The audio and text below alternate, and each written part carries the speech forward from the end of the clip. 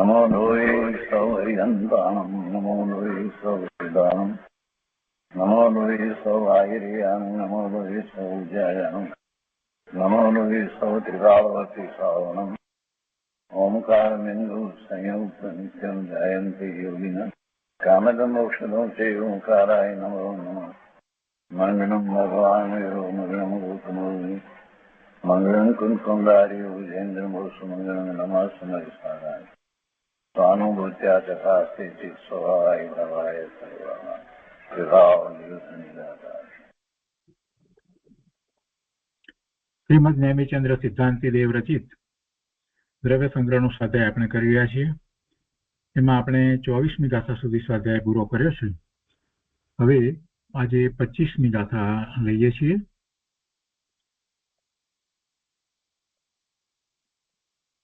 દ્રવ્ય સંગ્રહમાં ગાથા 25 સંસ્કૃતમાં ગાથા આ રીતે છે. ભવંતી અસંખ્યા જીવે ધર્માધર્મયો અનંતાઃ આકાશે મૂર્તે ત્રિવિધા પ્રદેશા કાલસ્ય એક ન તેન શકાય. હિન્દીમાં ગાથા આ રીતે છે. દેશ અસંખ્ય જીવ એકૈક ધર્મ અધર્મ તથા ગિની તપી નભ અનંત ઉદ્ગલ બહુ ભાય એક કાલ કઈ ઈમ વિન કાય. 25મી ગાથાના અન્વયાર્થમાં કહે છે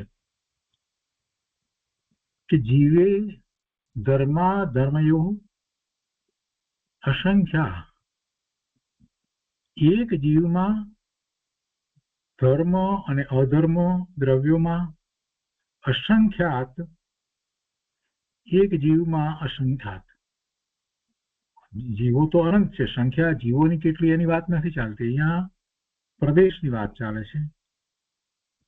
પ્રદેશ સંખ્યા, દ્રવ્યોની પ્રદેશ સંખ્યા આ ગાથામાં એ કહેવામાં આવ્યું છે. તો એક જીવમાં એટલે દરેક જીવની અંદર ધર્માસ્તિકાયમાં અને અધર્માસ્તિકાય દ્રવ્યમાં અસંખ્યાત. પછી કહે છે કે આકાશે અનંતા, આકાશમાં અનંતા અને મૂર્તે ત્રિવિધા એટલે પૂતગળમાં ત્રણ પ્રકારમાં એટલે કે સંખ્યાત, અસંખ્યાતા અને અનંતા. સંખ્યાતા સંખ્યામાં આવી શકે તેટલા, અસંખ્યાતા અને અનંતા પ્રદેશો છે, પ્રદેશા. અને કાલસ્ય એક, અને કાળ દ્રવ્યનો એક પ્રદેશ છે.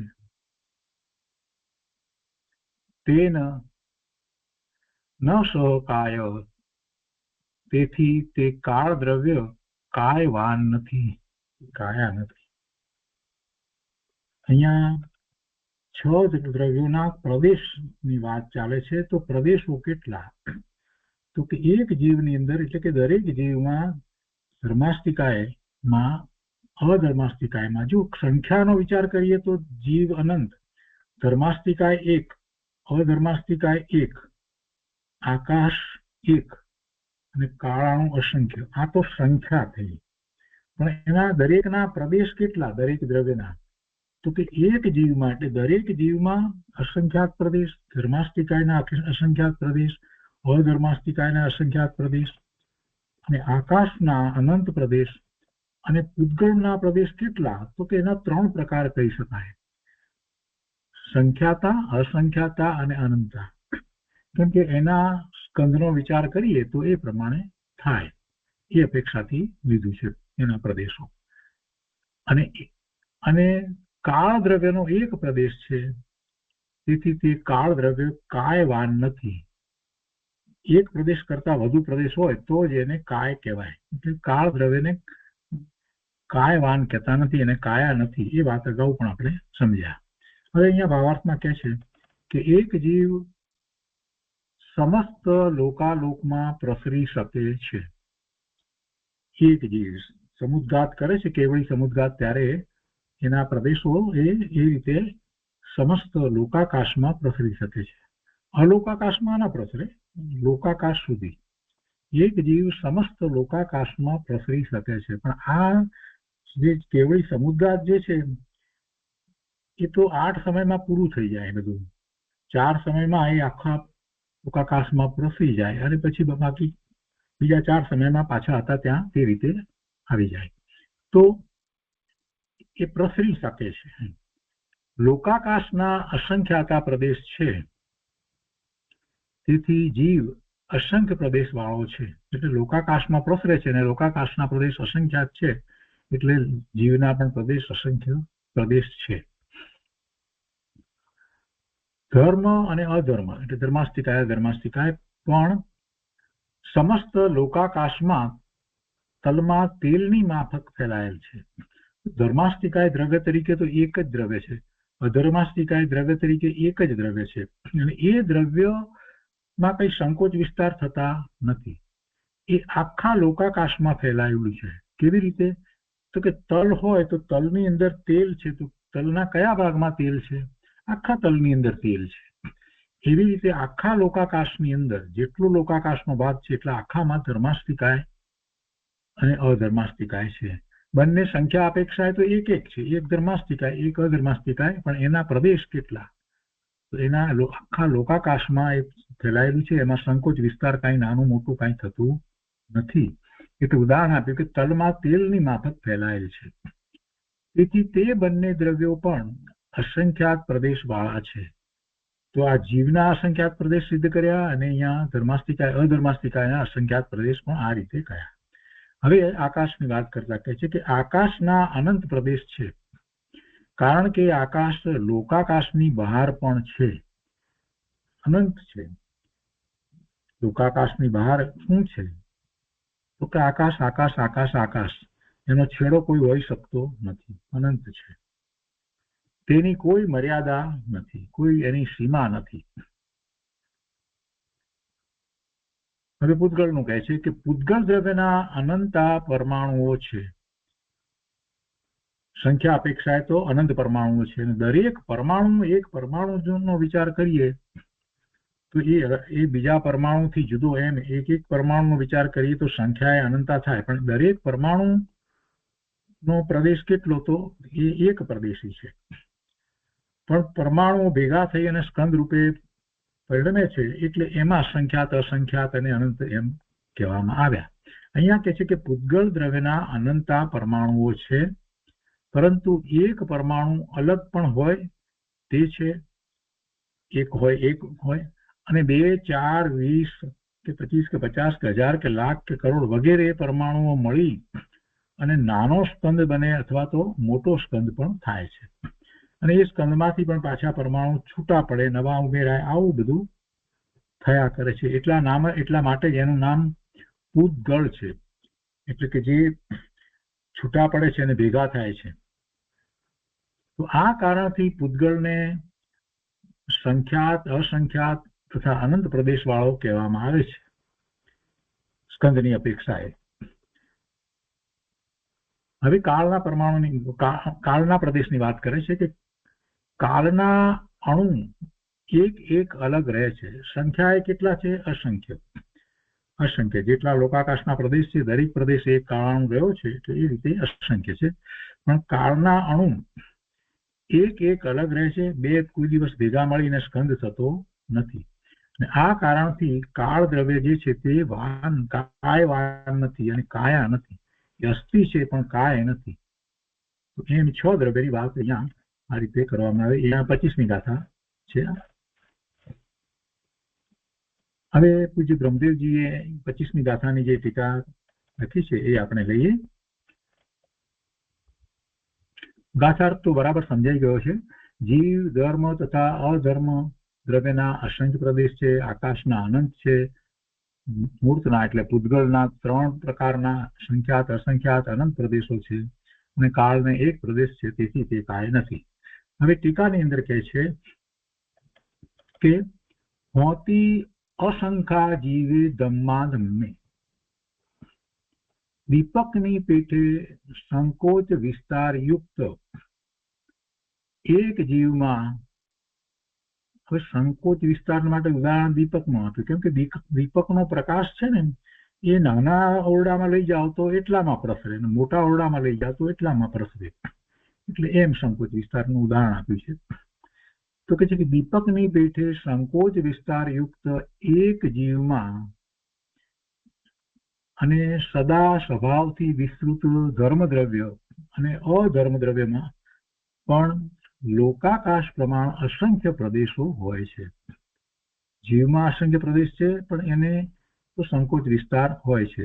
અને જેને સ્વભાવથી વિસ્તૃત છે, એટલે સંકોચ વિસ્તાર થતો જ નથી, જે લોકાકાશ પ્રમાણ જ રહે છે, એવા ધર્માસ્તિકાય અને અધર્માસ્તિકાયમાં પણ અસંખ્ય પ્રદેશો હોય છે. આગળ કહે છે કે અનંત આયાસે આકાશમાં અનંત પ્રદેશો હોય છે. અને પછી આગળ કહે છે કે મૂર્તે તિવિહ પદેશા. મૂર્તે એટલે મૂર્ત. મૂર્ત શું છે? મૂર્તિક પણ તો પૂતગળને જ છે ને, એટલે પૂતગળ. મૂર્ત પૂતગળ દ્રવ્યમાં સંખ્યાત, અસંખ્યાત અને અનંત પરમાણુના પિંડ અર્થાત સ્કંદ હોય છે. અને તેને જ 3 પ્રકારના પ્રદેશો કહેવામાં આવે છે. આ સ્કંદના પ્રદેશને 3 પ્રકારના પ્રદેશો કહેવામાં આવે છે. ક્ષેત્ર પ્રદેશોને નહીં એટલે શું? ક્ષેત્ર પ્રદેશોને નહીં એટલે એમ કહેવું છે કે એક સ્કંદ લઈએ, એની અંદર અસંખ્યાત પરમાણુ રહ્યા હોય, ને દરેક પરમાણુનો વિચાર કરીએ તો એનો એક પ્રદેશ તો અસંખ્યાત પ્રદેશ થઈ જાય. અથવા તો અને એ અસંખ્યાત પ્રદેશ થયા હોવા છતાં પણ એ લોકાકાશની અંદર જે જગ્યા રોકે અવગાહના એની હોય એ એટલી ન હોય, અસંખ્યાત જેટલી ન હોય. આપણે જોઈએ છીએ કે આ બધા જે સ્કંદ જે છે, આ કોમ્પ્યુટર છે, કાર છે, આ છે, તે બધું જે જોઈએ છે, એના એક એક પૂતગળ પરમાણુનો વિચાર કરીએ તો દરેકમાં અસંખ્યાત છે. દરેકની અંદર આપણે જેટલા સ્કંદ જોઈએ છીએ એની અંદર દરેકની અંદર અસંખ્યાત પ્રદેશ, અસંખ્યાત પરમાણુ રહ્યા છે. અને જો દરેક પરમાણુને એમ માનીએ કે અસંખ્યાત પરમાણુ છે, તો દરેક પરમાણુ એક પ્રદેશી છે, તો અસંખ્યાત પ્રદેશ તો એના જ થઈ ગયા.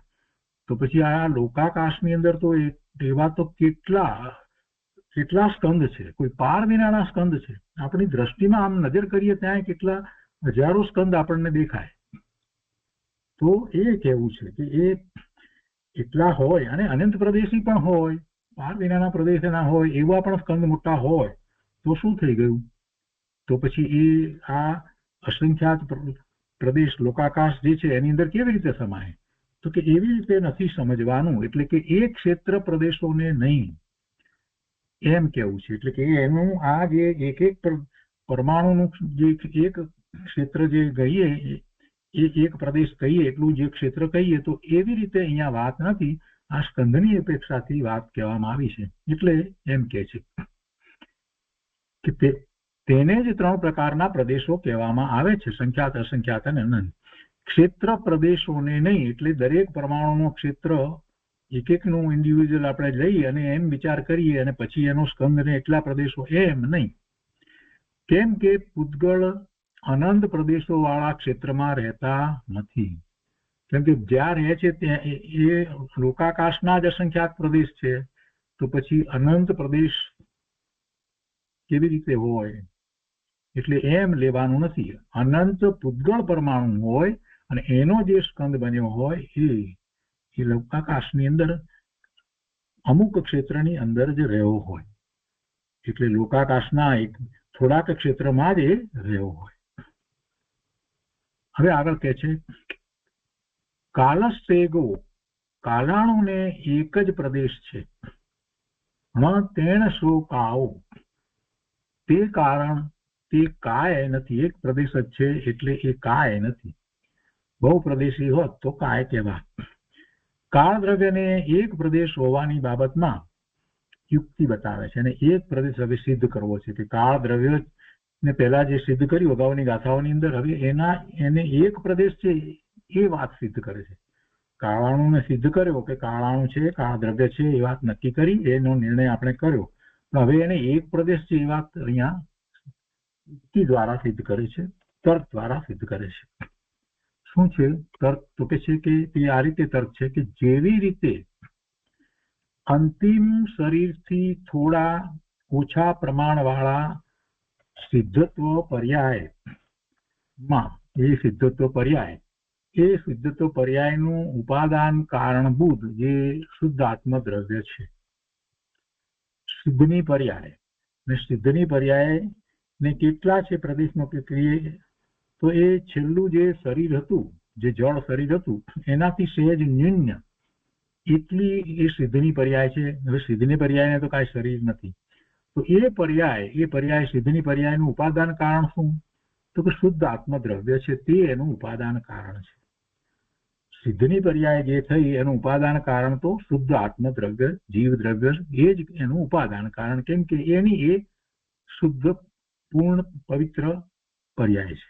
એ સિદ્ધની પર્યાયને આ પ્રદેશનો વિચાર કરીએ તો કેટલા છે? તો કે પેલું જળ શરીર હતું, એ જળ શરીર ના જેટલી અવગાહના હતી એના કરતા સહેજ ન્યૂન્ય એટલી અવગાહના સહિત. પણ એ જીવના પ્રદેશ તો અસંખ્ય જ છે. એ જે સિદ્ધ થયા એ સિદ્ધને જે અવગાહના હતી એ અવગાહના અપેક્ષા એ બરાબર મોટું કે નાનું હોય. ઋષભદેવ ભગવાન દેહમાન કેટલું હતું? 500 ધનુષ્યનું હતું, અને મહાવીર સ્વામી ભગવાનનું 7 ફૂટનું દેહમાન હતું. પણ છતાંય જીવના પ્રદેશ અપેક્ષાએ તો બંનેના જીવના પ્રદેશની અપેક્ષાએ તો સરખા અસંખ્યાત પ્રદેશ હતા. હવે એ જ્યારે સિદ્ધ થાય છે તો શું થાય છે? એ અવગાહના કેટલી થઈ જાય છે? તો પહેલી વાત એ અવગાહનાને લીધી કે જે શરીરનું દેહમાન હતું એનાથી સહેજ ઓછું, 2/3 કે છે એમ નહીં. ગુરુદેવ એ વાત આપણને સમજાવી છે કે ના 2/3 હોઈ શકે નહીં, એ વાત ખોટી છે. સહેજ ન્યૂન્ય, કેમ કે અમુક ભાગ જે છે એ બધા ભાગ કઈ બધી જગ્યાએ પોલાણ છે અને એમ નથી. પોલાણ જેટલો ભાગ પુરાય એટલે એટલું નાનું થાય. તો એ રીતે એ અસંખ્યાત પ્રદેશ છે, પણ અવગાહના જે છે એ મોટી નાની હોય જે સિદ્ધ થયા હોય ને. પણ હવે એ સિદ્ધની પર્યાય શા માટે થઈ? તો કે એનું ઉપાદાન કારણ તો શુદ્ધ આત્મદ્રવ્ય છે. હવે એમ કે છે કે શુદ્ધ આત્મદ્રવ્ય જે છે તે સિદ્ધત્વ પર્યાય પ્રમાણ તેના સમાન જ છે. સિદ્ધની પર્યાય જે થઈ એ પર્યાય અને આત્મા, શુદ્ધ આત્માનું દ્રવ્ય, એ બંને સમાન જ હોય. જે દ્રવ્ય છે એ દ્રવ્ય પ્રમાણે જે પર્યાય હોય ને, શુદ્ધ આત્મદ્રવ્ય જે છે એના પ્રમાણે જ સિદ્ધની પર્યાય હોય. આત્મદ્રવ્ય નાનું હોય અને સિદ્ધની પર્યાય મોટી હોય, કે આત્મદ્રવ્ય મોટું હોય અને સિદ્ધની પર્યાય નાની હોય, એવું તો બને નહીં. જેવડું દ્રવ્ય છે એવડી જ પર્યાય હોય. તો દ્રવ્ય તો એવડું જ છે. અવગાહનાની અપેક્ષાએ નાના મોટું આપણે કહીએ, સંકોચ વિસ્તાર કહીએ, પણ દ્રવ્ય તો એવડું ને એવડું જ છે. બધા જીવોનું દ્રવ્ય તો સરખું જ છે. પ્રદેશ અપેક્ષાએ તો અસંખ્ય પ્રદેશ એવડું જ છે. તો જે દ્રવ્ય છે એ જ પ્રમાણે એની પર્યાય હોય. એટલે શુદ્ધ આત્મદ્રવ્ય છે તે સિદ્ધત્વ પર્યાય પ્રમાણ તેના સમાન જ છે. કોઈ પણ દ્રવ્યને માટે આ નિયમ લાગુ પડે કે એની પર્યાય કેવડી? તો જે દ્રવ્ય જે છે તેવડી પર્યાય છે એમ કહેવાય. તો અહીંયા પેલા ઉદ્ગલ સ્કંદનું ઉદાહરણ નથી લીધું, કેમ કે એમાં વિવિધતાઓ છે. એટલે અહીંયા જીવ દ્રવ્યનું ઉદાહરણ લીધું. એ ઉપરથી આપણને સમજાઈ જાય કે જેટલું શુદ્ધ દ્રવ્યનું પ્રમાણ છે એ જ પ્રમાણે સિદ્ધત્વ પર્યાય છે, એ જ પ્રમાણ. એટલે શુદ્ધ આત્મદ્રવ્ય છે તે સિદ્ધત્વ પર્યાય પ્રમાણ છે. એટલે અહીંયા શરીરની કોઈ વાત નથી લીધી, જળ શરીરની વાત નથી લીધી, અને જીવની જ વાત લીધી અને એની પર્યાયની વાત લીધી. તો જીવની શુદ્ધ પર્યાય કેટલી એટલે સિદ્ધ પર્યાય. તો સિદ્ધ પર્યાય એ શુદ્ધ દ્રવ્ય જે છે એના પ્રમાણે છે. અથવા બીજી રીતે વાત કરે છે હવે કે જેવી રીતે મનુષ્ય, દેવ આદિ પર્યાયોના ઉપાદાન કારણભૂત, મનુષ્યની પર્યાય હોય, દેવની પર્યાય, નારકીની, બધાની, એ જે સંસાર પર્યાય છે, તો એ બધી એ પર્યાયોના ઉપાદાન કારણભૂત શું છે? એ સંસારી જીવ દ્રવ્ય છે. ત્યાં પણ પેલું શુદ્ધ જીવ દ્રવ્ય લીધું, અહીંયા સંસારી જીવ દ્રવ્ય લીધું છે. તો સંસારી જીવ દ્રવ્ય જે છે એ મનુષ્ય આદિ પર્યાય પ્રમાણ તેના બરાબર જ છે. એટલે સંસાર અવસ્થાની અંદર જે જીવ દ્રવ્ય લીધું છે તો એના પ્રમાણે એની એવી સંસાર પર્યાય છે. જે નાની કે મોટી જે કંઈ હોય, જેવું શરીર કે જે રીતે હોય એ પ્રમાણે એની એ પર્યાય એવડી જ છે. કીડી એ સંસાર પર્યાય થઈ, તો એમાં રહેલું જીવ દ્રવ્ય એ જે છે એ પ્રમાણે એની એ પર્યાય છે. એટલે એ વખતે એ જીવ દ્રવ્યનો સંકોચ એટલો થઈ અને એ કીડી જે છે એમાં એ શરીર જે છે એનાથી સહેજ નિર્ણય એટલો સંકોચ થઈ જાય છે એ શરીરના કીડીના શરીરથી, તો એ પ્રમાણે એની પર્યાય છે. કોની પર્યાય? કીડીની નહીં, એ જીવની. કીડીમાં રહેલા જીવની પર્યાય લેવાની, કીડીનું શરીર નથી લેવું. કહીએ આપણે કીડીની પર્યાય, પણ કીડીની પર્યાય એટલે કીડીની પર્યાય નથી લેવી આપણે. અહીંયા લેવી છે આપણે કીડીની પર્યાય જેની થઈ છે એ જીવ દ્રવ્ય. એ જીવ દ્રવ્યની પર્યાય જ્યારે એ કીડીની ગતિમાં છે ત્યારે એની પર્યાય, એ જીવ દ્રવ્યની પર્યાય એવડી જ છે. કેવડી છે? તો જેવડું જીવ દ્રવ્ય છે તેવડું. તો એ જ વખતે જીવ દ્રવ્યનો સંકોચ એટલો થયો છે. હાથી થાય છે તો હાથીની પર્યાય એ જીવની પર્યાય લેવાની છે, હાથીનું શરીર નહીં. તો જીવની પર્યાય કેવડી છે? તો કે જેવડું હાથીનું શરીર છે એનાથી સહેજ નિમ્ન એવડી જીવની પર્યાય એ વખતે છે. તો એ દ્રવ્ય પણ એવડું જ છે. તો જેવડું જે એ સંસાર પર્યાયમાં એ દ્રવ્ય જીવ દ્રવ્ય છે તેવડી જ એની પર્યાય છે. પણ એ સંકોચ વિસ્તારને કારણે છે. પણ મૂળ દ્રવ્યના પ્રદેશનો વિચાર કરીએ તો અસંખ્યાત પ્રદેશ જ રહે છે. તો આ દ્રવ્ય પ્રમાણ પર્યાય છે એ વાત અહીંયા તો સમજાવી. દ્રવ્ય પ્રમાણ પર્યાય, તો આ વાત કરી તો એ એક નિયમ તાર્યો કે દ્રવ્ય પ્રમાણ પર્યાય હોય. તો હવે એ વાતને કાળ દ્રવ્ય ઉપર ઉતારીને સમજાવે છે કે તેવી રીતે કાળ દ્રવ્ય પણ સમયરૂપ કાળ પર્યાયના, સમયરૂપ કાળ પર્યાય જે સમયનો પછી ભાગ પડી શકતો નથી, એટલે સમયરૂપ કાળ પર્યાયના અવિભાગપણાથી ઉપાદાન કારણભૂત અવિભાગી એક પ્રદેશ જ હોય છે. સમયરૂપ કાળ પર્યાયના જેનો ભાગ હવે પડી ન શકે એના અવિભાગપણાથી, અવિભાગપણું જે છે તો એનાથી તમે નાનામાં નાનો કહ્યો ને તો પછી એના જેવડું જ એનું ઉપાદાન કારણ કાળાનું હોય, એટલે એક પ્રદેશી જ હોય છે. સમય પર્યાય જે કહેવામાં આવી એને એ કેવડી છે, એનું માપ કેવી રીતે કાઢવામાં આવ્યું છે એક સમયનું માપ? તો કે એક કાળાનું એક ઉદ્ગળ પરમાણુ જે છે એ મંદ ગતિએ આકાશના, લોકાકાશના એક પ્રદેશથી બાજુના બીજા પ્રદેશમાં જાય અને એનો જે ગાળો જે કરવામાં આવ્યો એને શું કહેવામાં આવ્યું? એને એક સમય કહેવામાં આવ્યો. અને એ પેલું પરમાણુ જે છે એ એક પ્રદેશી છે. તો એક પ્રદેશી અહીંયાથી આ પ્રદેશે ગયો તો એ એટલો જ એનું એ વખતે એ પૂતગળ પરમાણુ જે છે તો એનું જે ક્ષેત્ર એક પ્રદેશ છે તો એટલો જ પ્રદેશ થયો. શેનો થયો? એક સમયનો. એ રીતે થયો. હવે એક સમયનો પ્રદેશ એટલો છે તો પછી એનું ઉપાદાન કારણ, કેમ કે આ એક સમય છે તો પર્યાય છે, તો એ કાળ દ્રવ્યની પર્યાય છે. તો એ કાળ દ્રવ્યની પર્યાય જો એક પ્રદેશ છે તો પછી એનું ઉપાદાન કારણ કાળાણું જે છે એ પણ એક પ્રદેશી જ હોય. આ રીતે તર્ક દ્વારા સિદ્ધ કરી. અને એ જ વાતને અહીંયા પાછી આગળ સમજાવે છે કે અથવા મંદ ગતિથી ગમન કરતા પૂતગળ પરમાણુને એક આકાશ પ્રદેશ સુધી જ કાળ દ્રવ્ય ગતિનું સહકારી કારણ થાય છે. તેથી જણાય છે કે તે કાળ દ્રવ્ય પણ એક પ્રદેશી જ છે. આપણે જે રીતે વાત કરી એને વધારે સ્પષ્ટ કરી કે ત્યાં ગયો એટલે એની જગ્યાએ એક ઉદ્ગળ પરમાણુ જે છે એક પ્રદેશી છે, તો એક પ્રદેશી પેલું જે તે જગ્યાએ જે કાળાણુ જે છે એની પર્યાય જે સમય જે છે તે એનું માપ જે કહેવામાં આવ્યું તો એ સમય જે છે એની બે પર્યાય એક પ્રદેશી થઈ. તો સમયની પર્યાય એક પ્રદેશી હોય તો એ કાળાણુ પણ એક પ્રદેશી જ હોય. જેવડી પર્યાય હોય એવડું જ દ્રવ્ય હોય. એ રીતે આ વાતને સિદ્ધ કરી. ને એના માટે પહેલા સિદ્ધની અને સંસારી પર્યાયની, જીવની સંસારી પર્યાયની, સિદ્ધ પર્યાયની વાત એ પહેલા કરવામાં આવી. હવે અહીંયા પૂજ્ય બ્રહ્મદેવજી આગળ કહે છે કે કોઈ પ્રશ્ન કરે છે કે પૂતગળ પરમાણુને ગતિમાં સહકારી કારણ ધર્મ દ્રવ્ય છે તો તેમાં કાળ દ્રવ્યનું શું પ્રયોજન છે? પરિણામ લીધું એમાં તો સમજાયું ને, તો આ ગતિની અંદર પણ હવે અહીંયા જે સમજાવવું છે કે ગતિમાં શું પ્રયોજન એનું?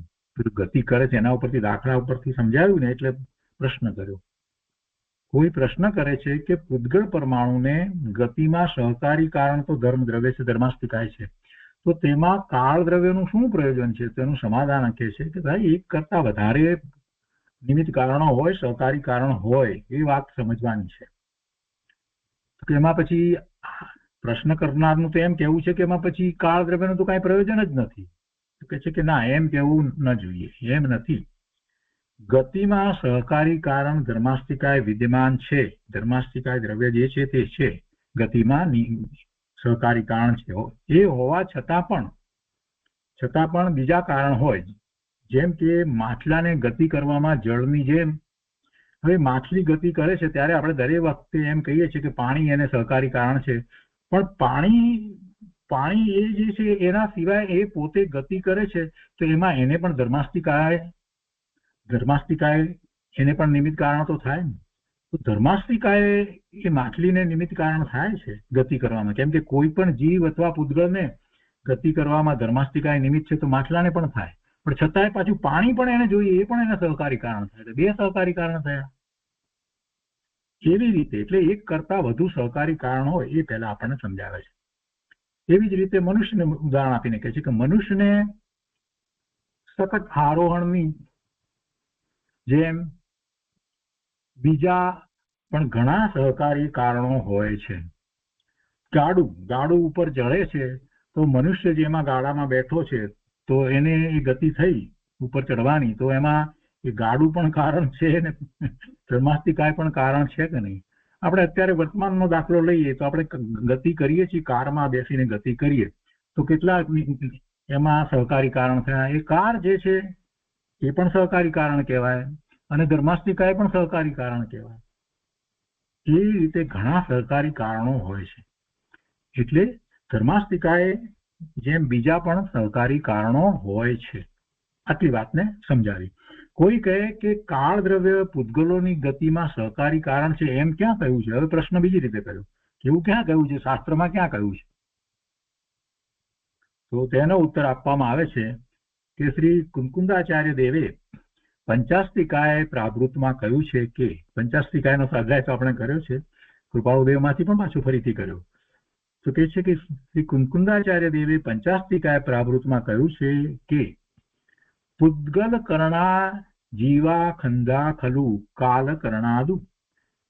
એનો અર્થ શું છે? તો તેનો અર્થ એ રીતે કરવામાં આવે છે કે ધર્મ દ્રવ્ય વિદ્યમાન હોવા છતાં, ધર્માસ્તિકાય હોવા છતાં પણ જીવોને ગતિમાં કર્મ નો કર્મરૂપ પૂતગલો સહકારી કારણ થાય છે.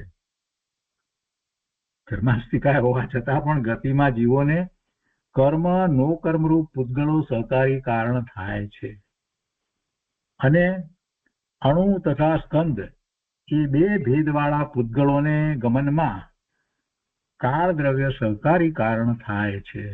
આ કુંકુંદાચાર્ય ભગવાને કહ્યું છે અને એ રીતે આ સમાધાન આપવામાં આવ્યું. અહીંયા પૂજ્ય બ્રહ્મદેવજીએ આ 25મી ગાથામાં એ રીતે વિસ્તાર પૂરો કર્યો, ટીકા પૂરી કરી. હવે આ 25મી ગાથા ઉપર પૂજ્ય ગુરુદેવ કાંજી સ્વામીએ જે વિસ્તાર કર્યો છે તે આપણે લઈએ. બૃહદ દ્રવ્ય સંગ્રહ પ્રવચન ભાગ પહેલો, એના પાના નંબર 220, ગાથા 25. ગાથાનો ભાવાર્થ: જીવ ધર્મ અધર્મ દ્રવ્યમાં અસંખ્ય પ્રદેશ છે અને આકાશમાં અનંત પ્રદેશ છે. રૂપી પૂતગલમાં સંખ્યાત અસંખ્યાત તથા અનંત પ્રદેશ છે અને કાળને એક પ્રદેશ છે અને તેથી કાળ કાય નથી. વ્યાખ્યાર્થમાં ગુરુદેવ કહે છે કે પ્રદીપ સમાન સંકોચ તથા વિસ્તાર યુક્ત, એટલે પેલું દીપક, એનો પ્રકાશ જે રીતે સંકોચ વિસ્તાર પામે એ રીતે એક જીવમાં અસંખ્ય પ્રદેશ છે અને જે જીવના પ્રદેશો જે છે તે સંકોચ વિસ્તાર પામે છે, પણ અસંખ્ય તો અસંખ્ય જ છે, બધામાં સરખા છે. જીવ હાથીમાં હોય કે કીડીમાં હોય તો પણ બધાના પ્રદેશો સરખા છે. બટાટાના એક શરીરમાં અનંતા જીવો છે. નિગોદની વાત કરે છે ગુરુદેવ. બટાટાના એક શરીરમાં અનંતા જીવો છે, તે દરેક જીવના અસંખ્ય પ્રદેશ છે. ગુરુદેવે તો એટલે સુધી વાત કરી છે કે બટાકાની એક કણી જે 100 ઉપર લઈએ એટલી ઝીણી કણીની અંદર તો અસંખ્ય એવા ઔદારિક શરીર હોય છે, અને દરેક શરીરની અંદર અસંખ્ય પ્રદેશ, અસંખ્ય જીવો છે, અને એ જન્મ મરણ એક સાથે કરે છે, એટલે એ અનંત થાય, એટલે એને અનંત કાય કહેવાય. આ બટાટા, સક્કરિયા, ગાજર, લસણ, ડુંગળી, આ બધા જે છે ને કંદમૂળ, એ બધા જે છે ને એ અનંત કાય છે. અનંત કાય એક સાથે કેટલા બધા જીવો ઉત્પન્ન થાય, મને શ્વાસ લઈને મૂકીએ એટલામાં 18 ભાવ એ લોકોના થઈ જાય, એ જીવોના એટલા ભાવ થઈ જાય. એ નિગોદ, આવું નિગોદ તો બધી જગ્યાએ છે. એવા નિગોદના જીવો તો કેટલા છે, અનંત જીવો. અનંત લાગે આપણને, કેટલા છે. આપણે અનંત કહીએ જીવ, પણ અનંત કહીએ પણ છતાં વિચાર કરીએ તો આપણને ખ્યાલ આવે કે કેટલા જીવો. હા, આપણે બેકયાર્ડમાં ઘાસ છે તો ઘાસમાંથી એક ઘાસ ના મૂળને જોઈએ તો જે મૂળની અંદર કેટલા બેક્ટેરિયા છે, આપણે વિજ્ઞાન પ્રમાણે સમજવા માંગીએ ને તો પણ સમજાય એવું છે. એ મૂળની અંદર કેટલા હજારોની સંખ્યામાં બેક્ટેરિયા ત્યાં મૂળની સાથે રહેલા હોય જમીનની અંદર. અરે આપણી જીઆઈ ટ્રેકની અંદર કેટલા બેક્ટેરિયા છે. અરે આપણે પાણીના ટીપાની અંદર આપણે જે કોલેરાના જે જંતુને હલતા ચાલતા જોયા છે, એક ટીપાની અંદર માઇક્રોસ્કોપની અંદર જોયા છે, હાઈ પાવરની અંદર કેટલા બધા હજારો હોય એક ટીપાની અંદર. તો એટલે એ બધા ઉપરથી સાયન્સ પ્રમાણે પણ આપણને ખબર પડે છે કે આટલા જીવો છે, અને એ તો નજરે જોયા છે. એનાથી પણ સૂક્ષ્મ હોય. નિગોદના જીવોની વાત કરવી છે ને અહીંયા તો એ અનંતા જીવો છે, તે દરેક જીવના અસંખ્ય પ્રદેશ છે, અને કોઈ કેવળ જ્ઞાની સમુદ્ઘાત કરે તો પણ અસંખ્ય પ્રદેશ છે. 4 સમયની અંદર એ આખા લોકાકાશ પ્રમાણે એના આત્માના પ્રદેશો થઈ, અને પછી પાછા બીજા 4 સમયમાં પાછા સંકોચાઈને જે રીતે શરીર છે એ પ્રમાણ થઈ જાય છે. અને સ્વભાવથી, આ તો જીવની વાત લીધી અસંખ્ય પ્રદેશની, અને કહે છે કે સ્વભાવથી વિસ્તારને પ્રાપ્ત થયેલા ધર્મ અધર્મ દ્રવ્યમાં અસંખ્ય પ્રદેશ છે. એને તો સ્વભાવથી એટલા જ છે, સંકોચ વિસ્તાર નથી, એમાં સંકોચ વિસ્તાર હોતો નથી. તથા આકાશ દ્રવ્યમાં અનંત પ્રદેશ છે. ઉદ્ગલ દ્રવ્યમાં સંખ્યાત, અસંખ્યાત તથા અનંત પરમાણુના સ્કંદ છે. એ સ્કંદ છે તે 3 પ્રકારના પ્રદેશ કહેવાય છે. જે સ્કંદના પ્રદેશ જે કયા છે તો એ પ્રમાણે તે 3 પ્રકારના પ્રદેશ કહેવાય છે. પણ ક્ષેત્રરૂપ પ્રદેશ 3 પ્રકારના નથી. ઉદ્ગળ અનંત પ્રદેશી હોવા છતાં તેને માટે અનંત પ્રદેશી ક્ષેત્ર જોઈએ એમ નથી. એટલે અહીંયા પૂતગળનો સ્કંદ એ અનંત પ્રદેશી હોય છે, તો પણ એને માટે આકાશનો, લોકાકાશના અનંત પ્રદેશ ક્ષેત્ર જોઈએ એમ નથી. અનંત પ્રદેશી સ્કંદો 1, 2 કે અસંખ્ય પ્રદેશમાં, લોકાકાશના 1, 2 કે અસંખ્ય પ્રદેશમાં સમાઈ જાય છે. પૂતગળ અનંત પ્રદેશી હોવા છતાં, એટલે એનો સ્કંદ અનંત પ્રદેશી ક્ષેત્રમાં રહેતું નથી, આકાશના અનંત પ્રદેશમાં રહેતું નથી. 1, 2 પ્રદેશમાં પણ એ સમાઈ રહે છે. આ પૂતગળની વાત થઈ. અને કાળની વાત કરતા કહે છે કે કાળ દ્રવ્ય એક પ્રદેશી છે, તે કારણે તે કાય નથી. એક પ્રદેશી છે, અને એક પ્રદેશી છે કાળ દ્રવ્ય, એ વાતને પછી સિદ્ધ કરવાની છે. આ ગાથામાં એ વાત લીધી છે. પણ એમાં ગુરુદેવે કેટલા બધા બીજા ન્યાય સમજાવ્યા છે, અને એમાં કેટલુંક અધ્યાત્મ આપણને સમજાવ્યું છે. ગુરુદેવ આગળ કહે છે કે હવે કાળને એક પ્રદેશી હોવામાં યુક્તિ કહે છે. કઈ રીતે એક પ્રદેશી છે એ સાબિત કરે છે. જેવી રીતે સિદ્ધત્વ પર્યાયનું ઉપાદાન કારણ શુદ્ધ આત્મદ્રવ્ય છે, તો તે દ્રવ્ય સિદ્ધની પર્યાય જેટલું પહોળું છે. સિદ્ધની પર્યાય જે છે એ કોની પર્યાય છે? એ આત્માની પર્યાય છે. અને એ આત્મા, એ દ્રવ્ય, એ જીવ દ્રવ્ય, એ અને એ પર્યાયની પર્યાય એ એક સરખા હોય. શું કહે છે કે જેવી રીતે સિદ્ધત્વ પર્યાયનું ઉપાદાન કારણ શુદ્ધ આત્મદ્રવ્ય છે, તે દ્રવ્ય સિદ્ધની પર્યાય જેટલું પહોળું છે. અને સિદ્ધની પર્યાય કેવડી છે? તો કે સિદ્ધની પર્યાય અંતિમ શરીરથી કિંચિત નિમ્ન છે, ચરમ શરીરથી કિંચિત થોડીક નિમ્ન છે. શ્વેતાંબર સંપ્રદાય સિદ્ધનું અવગાહન છેલ્લા શરીરના 2/3 ભાગ જેટલું કહે છે, તે વાત ખોટી છે. એના વિશે ગુરુદેવે પહેલા પણ વાત કરી છે. એ 2/3 એટલું બધું ઓછું નથી હોતું, સહેજ નિમ્ન હોય. કેમ કે પોલાણ જે છે ને એ ભરાઈ જાય છે. એટલા પોલાણના ભાગ છે ત્યાં નથી નાકનો પ્રદેશો, એટલે કે નાક ને કાન ને વગેરેના જે પોલાણ, તો કઈ પોલાણનો ભાગ કઈ એટલો બધો નથી, 1/3 જેટલો નથી થતો. એટલે તો સિદ્ધની પર્યાયનું માપ છેલ્લા શરીરથી કિંચિત નિમ્ન છે, અને સિદ્ધની પર્યાય તેના દ્રવ્ય જેવડી છે. તેવી રીતે, એટલે કે દ્રવ્ય જેવડી જ પર્યાય હોય એ વાત સિદ્ધ કરી. તો તેવી રીતે કાળની પર્યાય પ્રમાણે કાળાનું દ્રવ્ય છે તે સાબિત કરશે. એ પછી આગળ આવે છે, એટલે બીજા પ્રવચનમાં લેશે ગુરુદેવ.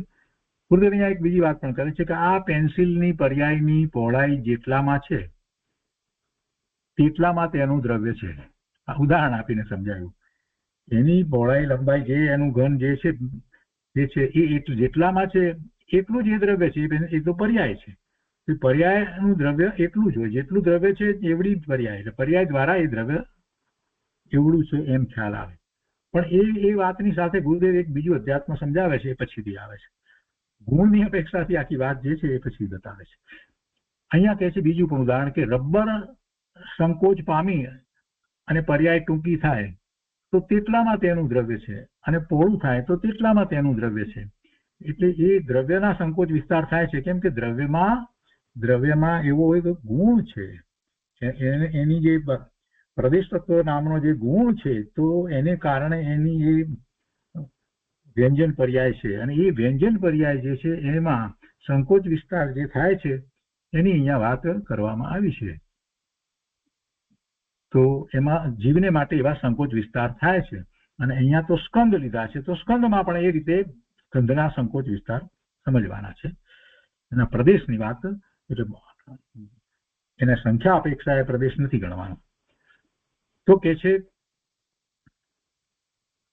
કે તે જ પ્રમાણે સમય એક પ્રદેશમાં રહેલ છે. સમય એટલે કાળની પર્યાય એક પ્રદેશમાં રહેલ છે, તો કાળ દ્રવ્ય પણ એક પ્રદેશમાં રહેલ છે. તે વાત હવે સાબિત કરે છે. એ આગળ લઈએ આપણે બીજા દિવસના પ્રવચનમાં. બીજા દિવસના પ્રવચનના પહેલા શરૂઆતમાં ગુરુદેવ કેટલું અધ્યાત્મ સમજાવે છે. ગુરુદેવ કહે છે કે આત્માનો સ્વભાવ જ્ઞાન છે. આત્માનો સ્વભાવ જ્ઞાન સ્વભાવ છે, અને જેને હિત કરવું હોય તેને જ્ઞાનની દશાનું સામર્થ્ય કેટલું છે તે જાણવું જોઈએ. જ્ઞાનની દશાનું સામર્થ્ય કેટલું છે, એટલે વર્તમાનમાં મારી જ્ઞાનની દશાનું સામર્થ્ય કેટલું છે, તો કે મને મતિશ્રુત જ્ઞાન જેટલો ઉઘાડ છે. કેમ કે હું સંઘની પચેન્દ્રિય છું, અને મને એ પ્રમાણે મતિશ્રુત જ્ઞાનનો એટલો ઉઘાડ છે, અને એને સંઘનીપણું છે. તો એ મારું સામર્થ્ય છે, અને એ સામર્થ્ય જે છે એ પર્યાપ્ત છે. તેને માટે પર્યાપ્ત છે, ધર્મ કરવા માટે પર્યાપ્ત છે. એટલું સામર્થ્ય હું મારા સ્વભાવ ભાવે થઈ શકું એ માટે તે પર્યાપ્ત છે. ગુરુદેવ કહે છે કે ધર્મ બહારની ચીજ નથી, વસ્તુનો સ્વભાવ તે જ ધર્મ છે. વસ્તુનો સ્વભાવ તે જ ધર્મ છે. એટલે મારો આત્માનો જે સ્વભાવ છે એ જ ધર્મ છે. એટલે એવા ભાવે હું મારા સ્વભાવ ભાવે થવું એનું નામ ધર્મ. એ જ ધર્મ છે, બીજો કોઈ જુદો ધર્મ હોતો નથી. વસ્તુ પોતે પોતાના સ્વભાવ ભાવે થાય તો એ ધર્મ છે. પૂતગળ પરમાણુ જે છે એમાં એક પૂતગળ પરમાણુ જે છે એ તો પોતે સ્વાભાવિક પરિણમન જ કરે છે, સ્વભાવ ભાવે જ છે. પણ એ સ્કંદમાં જોડાય છે તો એનામાં પણ એવી વિભાવિક પરિણમનની દશા પ્રગટ થાય છે. સ્કંદના પરિણમન જુદા પ્રમાણે હોય છે, અને એવી જ રીતે જીવને પણ પોતે સ્વનું લક્ષ્ય કરીને સ્વભાવ ભાવે થાય છે તો બરાબર છે, પણ એને બદલે પરનું લક્ષ્ય કરી અને પોતે વિભાવ ભાવે થાય છે. એટલે એ એનો સ્વભાવ નથી, સ્વભાવ એ જ ધર્મ છે. સ્વભાવ અનુસરીને એવા ભાવે સ્થિર થવું, એવા જ ભાવે સ્થિર થવું એ જ જીવની પૂર્ણ શુદ્ધ પર્યાય છે. એ શુદ્ધ પર્યાય છે, એ દશા છે. જ્ઞાનમાં જણાતા જ્ઞેયો મારી ચીજ નથી, છતાં મારા જ્ઞાનથી તે જણાય તેવા છે. એટલો મારો જ્ઞાનનો ઉઘાડ છે. એટલે મને ખ્યાલ આવે છે કે આ જ્ઞેયો જે દેખાઈ રહ્યા છે એ બધા જ્ઞેયો મારી ચીજ નથી, છતાં મારા જ્ઞાનથી તે જણાય છે. જ્ઞાનમાં મને એ જણાય છે. વર્તમાનમાં રાગ દ્વેષ અને અલ્પજ્ઞતા હોવા છતાં સ્વભાવના આશ્રયે એ રાગ દ્વેષ અને અલ્પજ્ઞતા બધું ટળી જાય છે. કે સ્વભાવ તો પરિપૂર્ણ છે અને વિતરાગતા તથા કેવળ જ્ઞાન પ્રગટ થાય છે સ્વભાવનો આશ્રય કરતા. અને તે જ્ઞાનમાં, એ કેવળ જ્ઞાનમાં 6 દ્રવ્યો પ્રત્યક્ષ જણાય છે. આપણે 6 દ્રવ્યોનો નિર્ણય કરીએ છીએ, પરોક્ષ પ્રમાણે કરીએ છીએ, જ્યારે ત્યાં તો પછી કેવળ જ્ઞાનમાં તો 6 દ્રવ્યો પ્રત્યક્ષ જણાય છે. તો પ્રત્યક્ષ જાણવા માટે વસ્તુ રૂપી હોવી એવું કઈ છે નહીં. જ્ઞાન પ્રત્યક્ષ જાણે છે એટલે સીધે સીધું જાણે છે. આત્માના પ્રદેશોથી સીધું જ એ જ્ઞાન થાય છે. એટલે કે કેવળ જ્ઞાન થયું છે તો એ જ્ઞાનની એવી નિર્મળતા છે કે જ્ઞેય માત્ર એમાં ઝળકે છે, એમાં પ્રકાશિત થાય છે. પણ કાંઈ પ્રભુ કેવળ જ્ઞાન પ્રગટ થયા પછીથી એ પરને પ્રકાશિત કરવા જતા નથી, પણ એ જ્ઞાનની એટલી નિર્મળતા છે કે એ જ્ઞેય માત્ર એમાં પ્રતિબિંબિત થાય છે. એટલે સર્વજ્ઞ પરમાત્માને એ 6 દ્રવ્યો પ્રત્યક્ષ છે, પ્રત્યક્ષ જણાય છે. એ જાણવા જાય છે એમ નથી, એ જણાય છે. હરીશો કાંઈ પ્રયત્ન નથી કરતો, એની સામે બધું જે છે બધું એમાં પ્રતિબિંબિત થાય છે. તો એ 6 દ્રવ્યો પ્રભુના જ્ઞાનમાં જણાયા છે. તો તેમાં કાળ નામના પદાર્થની વાત ચાલે છે. ગુરુદેવ કહે છે કે આપણે કાળને વિશે વાત કરીએ છીએ ને, જયારે એમ કહીએ છીએ કે અમુક કામ થયું હતું કે એને એક અમુક બનાવ બન્યો, તો એને 50 વર્ષ થયા, આ મકાન બન્યાને એમ કે 40 વર્ષ થયા વગેરે આપણે જે કહીએ છીએ ને, અથવા તો કોઈકને અહીંયા રહેવા આવ્યાને 7 વર્ષ થયા વગેરે, એ બધું જે છે એ શું છે? સ્થિતિ સૂચવે છે. એ સ્થિતિ સૂચક વ્યવહાર કાળ છે. સ્થિતિ દર્શાવનારો એ વ્યવહાર કાળ છે. અને એ સ્થિતિ સૂચક વ્યવહાર કાળ જે છે એ 7 વર્ષ કે 50 વર્ષ કે જે કહીએ છીએ બધું, એ કઈ કાયમ રહેતો નથી. જ્યારે નિશ્ચય કાળ અસંખ્ય કાળાણું છે, એ નિશ્ચય કાળ છે, એ દ્રવ્ય છે, અને તે જ્ઞાનનો વિષય છે. ભગવાનના જ્ઞાનમાં તો એ પ્રત્યક્ષ છે, આપણે એનો નિર્ણય કરવો પડે છે. એ જ્ઞાનનો વિષય છે, જ્ઞાનમાં એનો આપણે નિર્ણય કરવાનો છે. છદ્મસને પણ અનુમાન જ્ઞાનમાં કાળ દ્રવ્ય આવી શકે છે, ન આવી શકે એવી વાત નથી, એ સમજી શકાય એવું છે. પરોક્ષ જ્ઞાન દ્વારા, અનુમાન દ્વારા, તર્ક દ્વારા એનો નિર્ણય થઈ શકે છે, આગમ દ્વારા એનો નિર્ણય થઈ શકે છે. કાળને ન માને તો જ્ઞાનની પૂર્ણ શક્તિ જાણી ન શકે. કાળને ન માને તો જ્ઞાનની પૂર્ણ શક્તિ જાણી ન શકે. એટલે કે તેનું જ્ઞાન અધૂરું છે, એને જ્ઞાનની પૂર્ણ શક્તિનો એને ખ્યાલ નથી. જેને જ્ઞાનની શક્તિ પૂર્ણ છે એવો નિર્ણય થયો છે એ ખરેખર કાળને જાણે. એટલે અહીંયા એમ કહેવાય કે કાળને ન માને તો એની જ્ઞાનની શક્તિ જે છે એનો ઉઘાડ પૂરો થયો નથી અને એનો નિર્ણય પણ નથી થયો. બીજી રીતે કહીએ તો એમ કહેવાય કે એનો અર્થ એવો થાય કે જ્ઞાનની એ શક્તિ નથી, કાળને નથી જાણ થતો. પણ એવું તો બને નહીં, જ્ઞાન તો જ્ઞેય માત્ર ને જાણે. તો ભૂલ કોની છે? જ્ઞાનની ભૂલ નથી, એની માન્યતામાં એ ભૂલ છે. જ્ઞાન તો કાળ દ્રવ્યને જાણી શકે, પરોક્ષપણે જાણી શકે એવું અત્યારે પણ છે. એ નથી જે માનતા એને પણ અત્યારે વર્તમાનમાં જાણ, એની માન્યતા પરોક્ષપણે જ્ઞાન એનું કરવું તો કરી શકે, પણ એ નથી કરતા. જ્ઞાનનું સામર્થ્ય અનંતા આત્મા, અનંતા આનંદ ભૂતગળો, ધર્માસ્તિકા એક, ધર્માસ્તિકા એક, આકાશ એક અને અસંખ્ય કાળાણુને જાણે તેવું જ્ઞાનનું સામર્થ્ય છે. અને આમ પ્રતીતિ કરે તો ધર્મ થાય. એમાંથી એક વસ્તુને ઉડાડે તો વાત નહીં બને. હવે કાળ દ્રવ્ય એક પ્રદેશી છે એમ સાબિત કરે છે. કાળ દ્રવ્યના પ્રદેશ કેટલા એ વાત અહીંયા તો કરવાની છે. કાળાણું જે છે એ એક પ્રદેશી છે. તેમાં પ્રથમ સિદ્ધનું દ્રષ્ટાંત આપે છે અને એમાં કહે છે કે આત્મા પોતાના જ્ઞાન સ્વભાવમાં ના શ્રદ્ધા જ્ઞાન અને લીનતા કરી સિદ્ધ પરમાત્મા થાય છે. કેવી રીતે થાય છે એ વાત ગુરુદેવે અહીંયા લીધી. જ્ઞાન સ્વભાવના શ્રદ્ધા જ્ઞાન અને એવા પોતાના સ્વભાવમાં વિશેષ એકાગ્રતા, લીનતા, રમણતા કરી અને પછી એમાં જ પોતાના સ્વરૂપમાં સ્થિર થાય છે. એટલે એ અર્યંત પરમાત્મા થાય છે. અને પછી આયુષ પૂર્ણ થતા એ ચરમ શરીર, છેલ્લા શરીરને છોડી અને એક સમયમાં સિદ્ધ ઉપર વિરાજમાન થાય છે. એમ સિદ્ધ પરમાત્મા થાય છે. તો તેનો આકાર, એ સિદ્ધ પરમાત્માનો આકાર છેલ્લા શરીરથી કિંચિત નિર્ણય જ હોય છે. અનાદિથી અનંત શરીર ધારણ કર્યા તેમાં છેલ્લા શરીરથી કિંચિત નિર્ણય એવો સિદ્ધ ભગવાનનો આકાર છે. અને તે સિદ્ધ પર્યાયનું કારણ તો શુદ્ધ આત્મદ્રવ્ય છે. અને તે દ્રવ્ય સિદ્ધની પર્યાય જેટલું પ્રમાણમાં હોય છે, જેટલું જેવડું દ્રવ્ય છે એવડી પર્યાય હોય. એટલે બીજી રીતે કહીએ તો જેવડી પર્યાય છે એવડું દ્રવ્ય છે. સિદ્ધની પર્યાય જેવડી છે એવડું એ દ્રવ્ય હોય છે.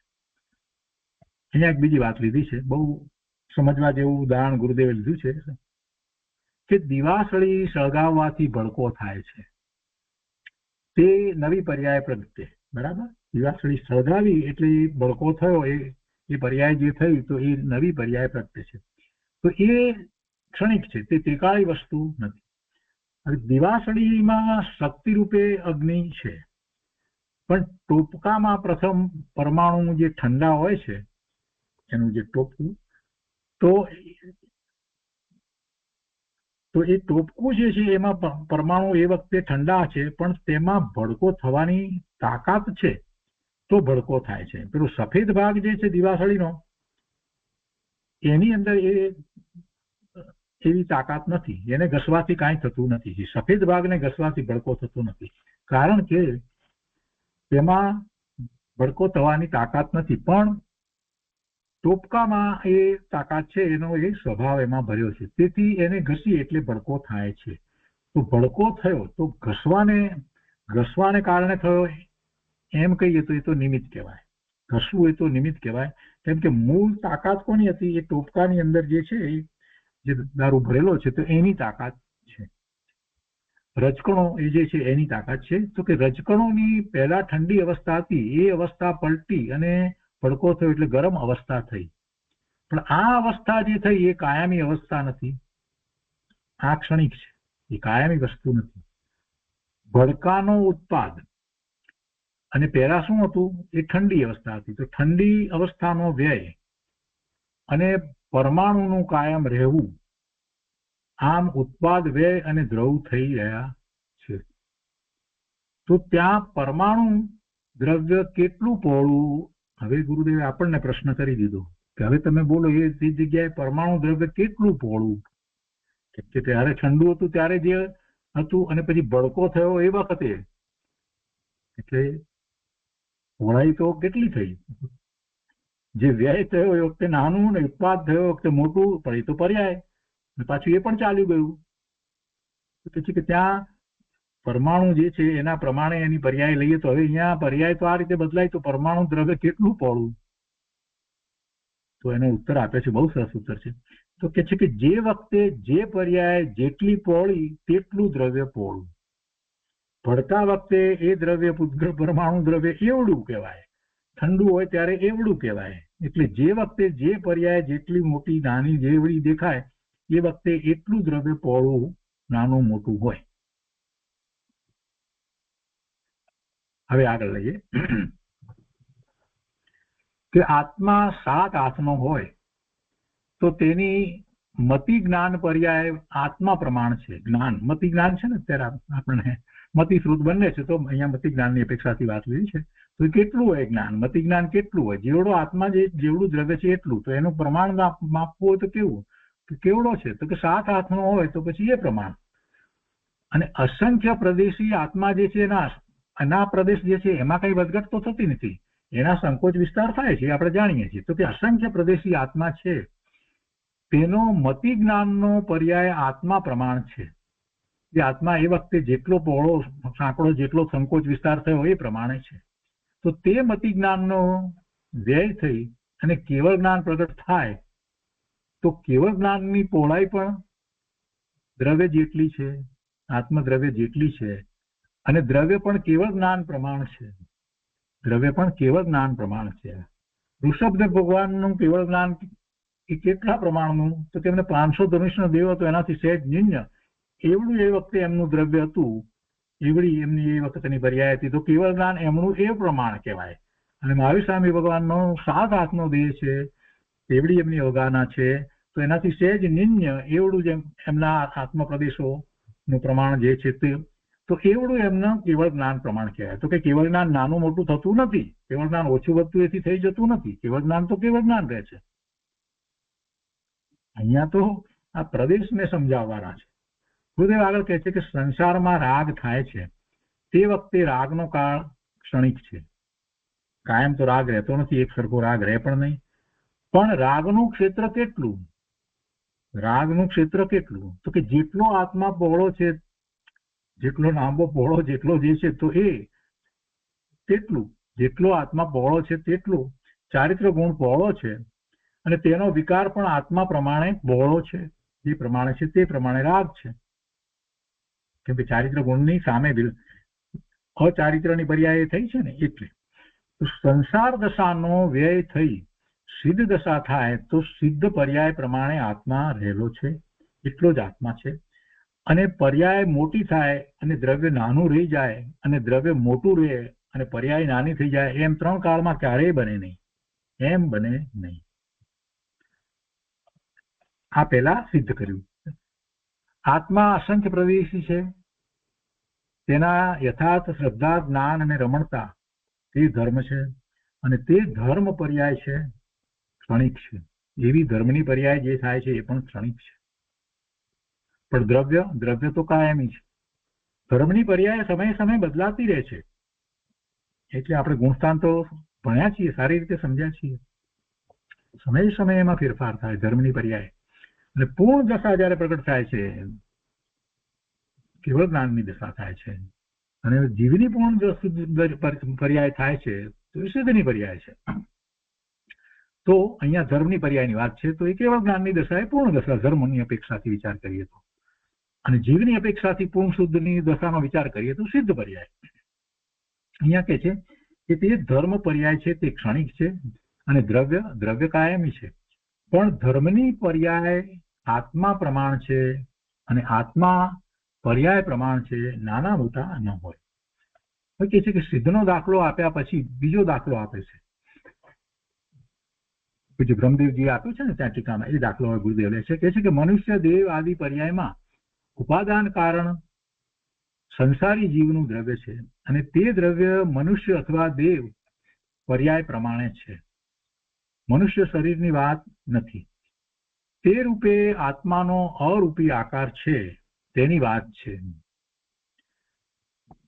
મનુષ્યની પર્યાય છે તો મનુષ્યની પર્યાય વખતે આત્મા, જેને અત્યારે મનુષ્યની પર્યાય થઈ છે, તો એનો આકાર જે અરૂપી છે, દેખાવ ને એવો, કેમ કે આત્માને ક્યાં રૂપ છે, જે અરૂપી છે, તો એ અરૂપી આકાર જે છે તે કેવળો છે. તો એની અત્યારે જે પર્યાય જે મનુષ્ય કે દેવની જે છે તે પ્રમાણે છે, તો એની વાત છે.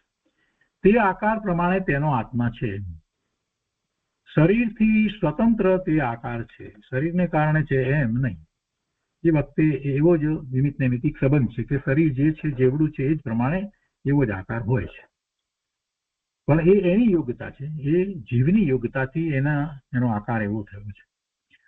તું કોણ છો અને કેવડો છો તે બતાવે છે. શરીર તારી ચીજ નથી. તું શરીરથી ભિન્ન તત્વ છો. શરીર જળ છે, આત્મા અરૂપી જ્ઞાન ઘન છે. શરીર જળ છે, અચેતન છે, એને કોઈ જ્ઞાન નથી. જ્યારે આત્મા તો અરૂપી છે અને જ્ઞાન ઘન છે, ચૈતન્ય છે. શરીર પ્રમાણે આત્મા ભિન્ન બિરાજે છે. શરીર પ્રમાણે આત્મા છે ત્યાં એની સાથે રહ્યો છે, છતાં એનાથી ભિન્ન રહ્યો છે. સંસાર દશામાં જુદા જુદા શરીરો નિમિત્ત રૂપે દેખાય છે. કોઈને જીર્ણ શરીર, કોઈને સારું શરીર હોય, કોઈને પુષ્ટ શરીર હોય, કોઈને પાતળું હોય, જાડું હોય. સંસારી જીવના આત્માનો આકાર શરીરના પ્રમાણમાં શરીરથી જુદો પોતાની લાયકાતથી થયો છે, શરીરને કારણે નહીં. તે આકારનું કારણ એ પોતે છે, પોતાની એ સમયની એવી યોગ્યતા છે, કર્મને કારણે નહીં. અહીંયા કહે છે કે માંસ ખાનારા, શિકાર કરનારા વગેરે ભૂંડા ભાવ કરનારા એ બધા નરકમાં જાય છે. તો ત્યાં પહેલી નરકની અંદર 8.5 ધનુષ્ય 6 આંગળનું શરીર હોય છે. 8.5 ધનુષ્ય અને 6 આંગળ એવડું શરીર હોય છે. અને 7મી નરકમાં 500 ધનુષ્ય પ્રમાણ શરીર છે. તો ત્યાં તે શરીર પ્રમાણે તે આત્માની આકૃતિ છે એવડી અવગાહના હોય છે, અને તે અવસ્થાની જેટલી પહોળાઈ છે એ જે પ્રમાણે જે છે તેટલો તેનો આત્મા પહોળો છે, એટલે એ પર્યાય પ્રમાણે આત્મા એવડો છે. પણ આત્મદ્રવ્ય અને એની પર્યાય જે છે એ સપ્રમાણ હોય. કોઈ આત્મા ઘણા પુણ્ય કરી ઊંચે સ્વર્ગમાં જાય તેનું શરીર નાનું હોય છે, સ્વર્ગમાં જાય એનું શરીર નાનું હોય છે, અને કોઈ ઘણા પાપ કરી નીચે નરકમાં જાય તેનું શરીર મોટું હોય છે. મનુષ્ય દેવ આદિ પર્યાયનું કારણ પોતે છે, બીજાથી તે પર્યાય થઈ નથી, અને તે પર્યાયનું કારણ પોતે છે. જેવા ભાવ કરે તેવું ફળ આવે. નિગોદ, કીડી, કાગડા, હાથી, નારકી, દેવ, મનુષ્ય અથવા નિગોદથી સિદ્ધ સુધીની બધી અવસ્થાનું કારણ આત્મા પોતે છે. આત્માનો દોષ છે. આત્મા પોતે જે માટે અપરાધી છે, બીજો કોઈ એને એવી પર્યાય કરાવતું નથી, કોઈ કર્મ એને રખડાવતું નથી. અને જેટલામાં તે પર્યાય છે તેટલું આત્મદ્રવ્ય પહોળું છે. મારી દશા મારા કારણે થાય છે, મારી દશા મારા કારણે થાય છે, કોઈના કારણે થતી નથી. આકાર આવો હોવા છતાં મારો સ્વભાવ જ્ઞાન છે એમ શ્રદ્ધા જ્ઞાન કરીને સ્થિરતા કરે તો કેવળ જ્ઞાન પ્રગતિ સિદ્ધ દશા થાય. જો આકારની આટલી બધી વાત કરીને મૂળ વાત ગુરુદેવ કહે છે કે ભાઈ આકાર વાકારની વાત જે છે તું સમજ્યો બરાબર છે, પણ તે આકાર નાના મોટા થાય, સંકોચ વિસ્તાર થાય, બધું થાય, તે છતાં પણ તારું જ્ઞાન ક્યાં એમાં ઓછું થઈ જાય છે. કે તું તારા આત્માનો વિચાર કર અને સ્વરૂપનો વિચાર કર અને એના શ્રદ્ધા જ્ઞાન કરી અને એમાં સ્વરૂપમાં સ્થિરતા કરે તો કેવળ જ્ઞાન પ્રગટે અને છેવટે સિદ્ધ દશા થાય છે. અજ્ઞાની જીવ પર્યાયને પોતાનું કાયમનું સ્વરૂપ માની લે છે. દશા જેવડો અવસ્થા છે એવડો દ્રવ્યનો આકાર છે, પણ પર્યાય સ્વભાવ જેટલો દ્રવ્યનો સ્વભાવ નથી. આ વાત ગુરુદેવે અહીંયા મૂકી દીધી.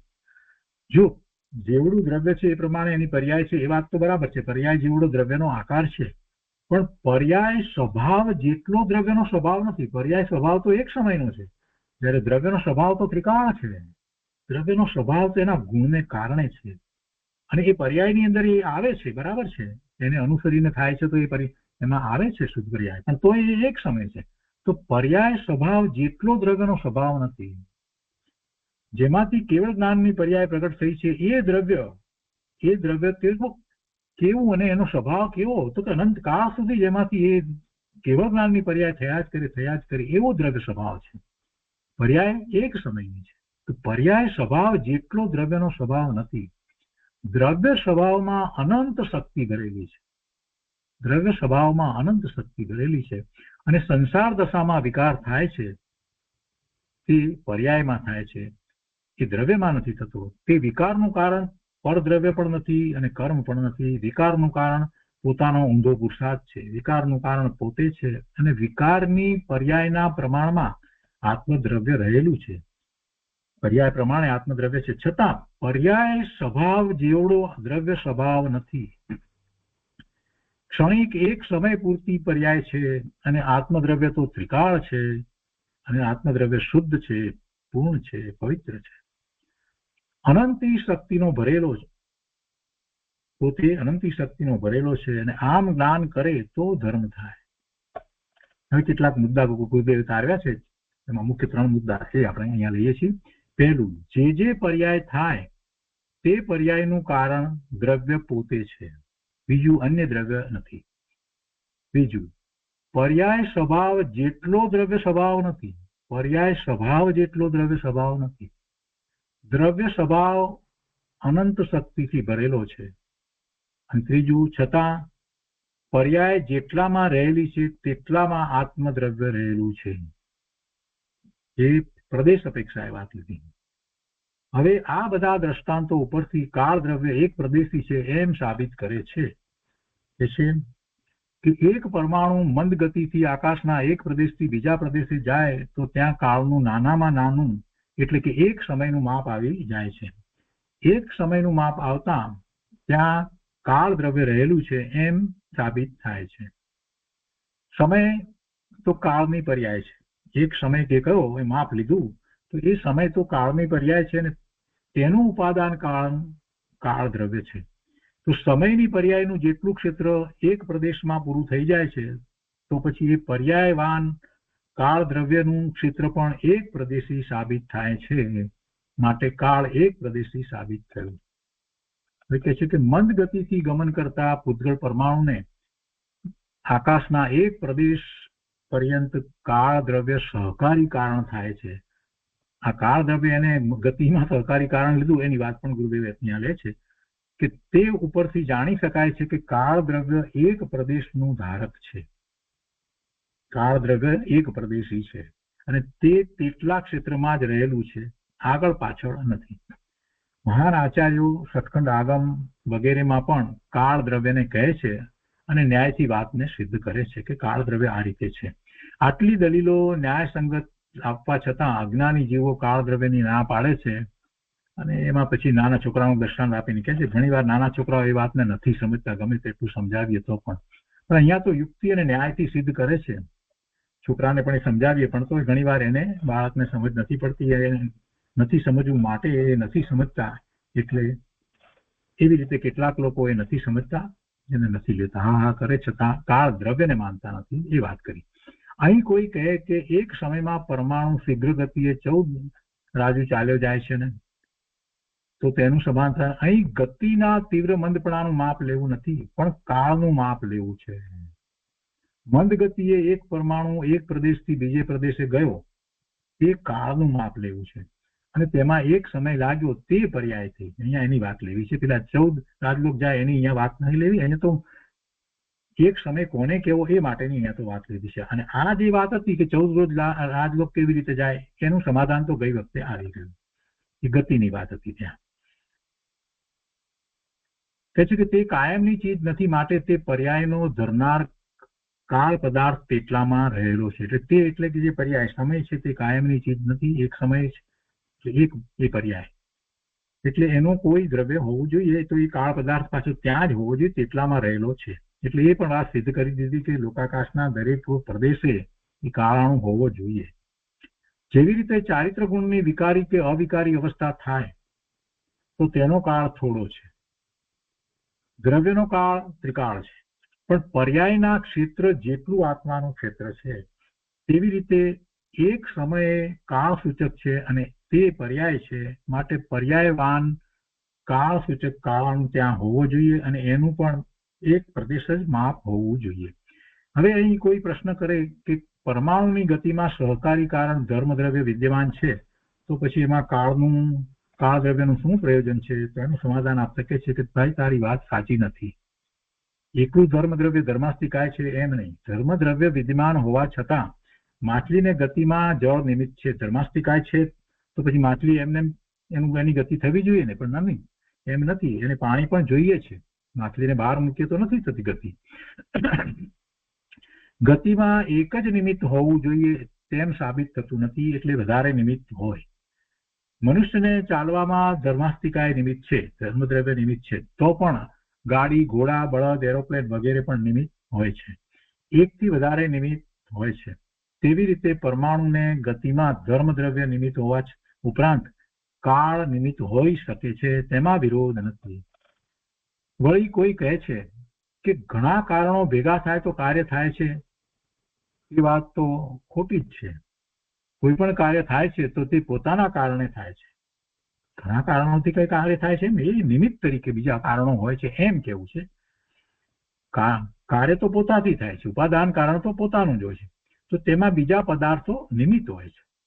અહીં કોઈ કહે કે કાળ દ્રવ્ય પૂતગળની ગતિમાં સહકારી કારણ છે એમ કયા શાસ્ત્રમાં થયું છે? તો કહે છે કે શ્રી કુંકુંદાચાર્ય દેવે પંચાસ્તિકાય નામના પ્રાવૃતમાં પૂતગલ કરણા જીવા ખંધા ખલુ કાલ કરણાદુ ધર્મ દ્રવ્ય વિદ્યમાન હોવા છતાં, ધર્માસ્તિકાય વિદ્યમાન હોવા છતાં જીવોની ગતિમાં કર્મ નો કર્મ પૂતગલ સહકારી કારણ છે. એટલે કે જીવ પોતાના કારણે સ્વયં ચાલે છે તેમાં પૂતગળ નિમિત્ત માત્ર છે, તથા અણુ તથા સ્કંદ એવા પૂતગળોની ગતિમાં કાળ દ્રવ્ય સહકારી કારણ છે. તો એ રીતે આ ગાથા 25નો વિસ્તાર અહીંયા પૂરો થયો. આજનો સ્વાધ્યાય આપણે અહીંયા સુધી રાખીએ છીએ.